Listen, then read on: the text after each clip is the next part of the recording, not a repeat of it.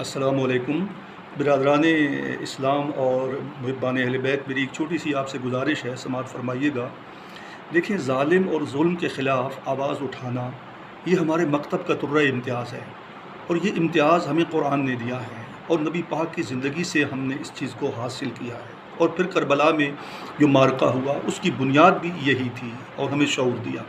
उसके बाद इस सदी में अगर इस तर्ज़ का कोई इनकलाब रूनुमा हुआ तो वो ईरान का इनकलाब था, यानी इमाम खुमैनी ने वही आवाज़ उठाई इस दौर के यजीदी और इस्तिबदादी कुव्वतों के ख़िलाफ़, और कौम ने उनका साथ दिया। और उस मर्द मुजाहिद ने ये बावर कर दिखाया कि आज भी हो गर बराहीम का ईमा पैदा, आग कर सकती है अंदाज़े गुलिस्तां पैदा।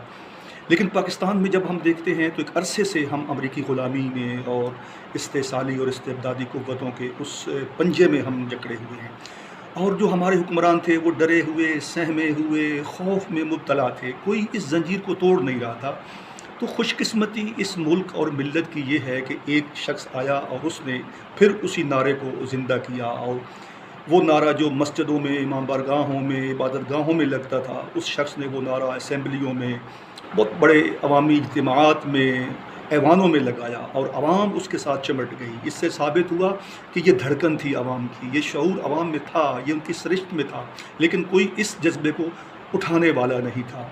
इससे पहले जो भी थे वो इसी ग़ुलामी पे रज़ामंद थे। जैसे अल्लामा इकबाल ने कहा कि लेकिन मुझे पैदा किया उस देश में तूने जिस देश के बंदे हैं ग़ुलामी पे रज़ामंद। इस ग़ुलामी की जंजीर को इस शख्स ने तोड़ा जिसका नाम इमरान ख़ान है, और आज का जवान जिसको शाहीन कहा अल्लामा इकबाल ने, वो आज उसके साथ हो गए और एक आज़ादी के रास्ते पर हम लोग चल निकले। तो इस वक्त हम सब की ये ज़िम्मेदारी है कि हम ज़ातियात से, सियासी मफादात से, पार्टी मफादात से, छोटे छोटे गुरूही मफादात से बालातर होकर हम इस नारे को देखें, इस स्लोगन को देखें कि कोई शख्स आया, हम ये न देखें कौन है, देखिए क्या कह रहा है, क्या उसमें हमारा फ़ायदा है। आप जब शॉप पे कोई चीज़ ख़रीदने जाते हैं, आप दुकानदार को नहीं देखते, आप चीज़ को देखते हैं जो आप ले रहे हैं।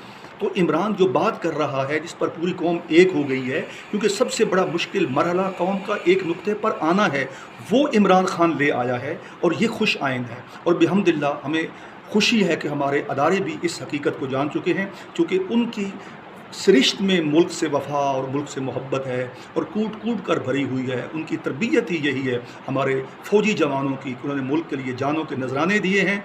इसलिए आज वो भी इस आवाज़ पर लब्बैक कहते हुए आज अवाम और हमारी अफवाज एक पेज पे आ गए हैं।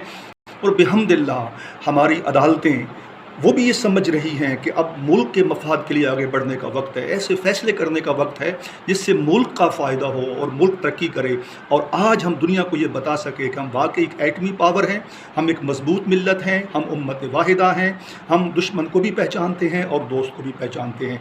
तो मेरी इल्तिमास है तमाम सुनने वालों से कि अब उन चीज़ों को छोड़ दीजिए, वो बैरियर्स तोड़ दीजिए। इमरान ख़ान की सियासी पार्टी और जमात के तनाजुर में न देखिए, इसी किसी और तनाजुर में देखिए कि कोई तो आया जिसने आवाज़ उठाई और कौम एक नुक्ते पर आ गई।